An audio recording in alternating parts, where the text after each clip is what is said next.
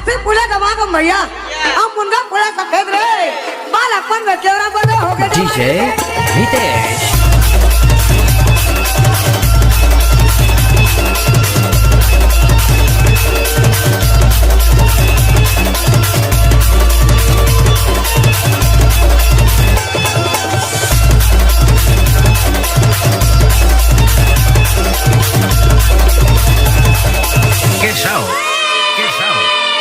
गिट्टी गिट्टी गिट्टी का भैया पत्थर से होते गिट्टी का भैया पत्थर से होते गिट्टी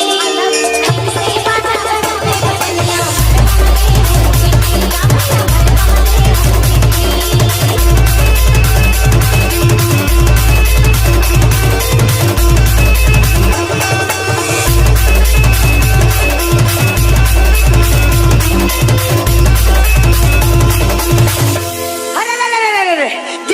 जगन्नाथ होंगे और छेक लिए भगवान हो पर के बेटी पर के बेटा जोड़ दिए भगवान हो